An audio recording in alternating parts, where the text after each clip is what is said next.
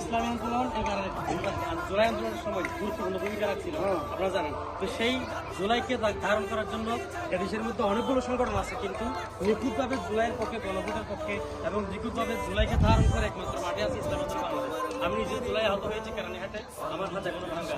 তো আপনাদের কাছে এসেছি জুলাইকে ধারণ করে, আপনারা যুবক দেখেছি এই জন্য পার্টি এখানে আসছি, পার্টি এখানেই। আমরা বিয়াগুলো হওয়া সমর্থন আশা করি, এই কারণ আশা করি যুবকলে পারে আগামী এই সমাজ পরিবর্তন করবে। যুবকল যে শক্তি আছে, যে পাওয়ার আছে, ইয়ার বয়স্কলে এভাবে জীবিত না থাকতে পারে। এটার লাই যুবকল দোয়া আল্লাহ বেশি কি করে কবুল করে। একবার ডাহিলে আল্লাহর কাছে আল্লাহ কি করে 70 বার সারা দেয়, আর বুড়ো হলে 70 বার ডাহিলে একবার কি করে দেয়, সারা দেবে। যদি যুবকলের মর্যাদা কোনো দিয়ে আল্লাহ সবথেকে বেশি দিই। আর সব থেকে বড় বিষয় হচ্ছে যুবকলের মাধ্যমে এই দেশের দিকে পরিবর্তন আসছে। এই জুলাইয়ের পরিবর্তন দিবে আজ যারা সুফল ভোগ করি, এই পরিবর্তন আসছে মূলত যুবকলের হাতে রয়ে দেয়। তারা রিস্ক নললে আজ এই দেশের দিকে কি রয়েছে, শান্তি রয়েছে। তার লেভেলে আগামী নির্বাচনের মধ্যে ইসলামের পক্ষে, ইসলামী শরিয়া আইন বাস্তবায়নের পক্ষে একমাত্র মাথা আছে বলতে হাত পাকা।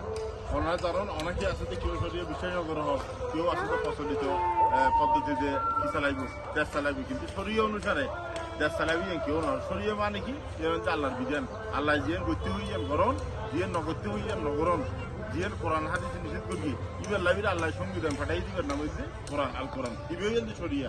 কোরআনের আইন সর্বস্থাপন দিয়ে কি করুন চলন, জমিন আল্লাহ, আসমান হচ্ছে আল্লাহ, আরো সৃষ্টি হচ্ছে আল্লাহ।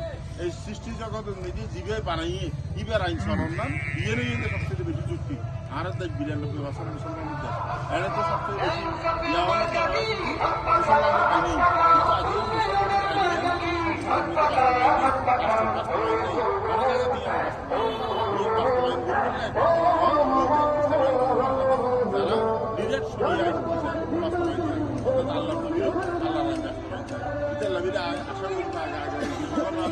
আগামী ইসলামের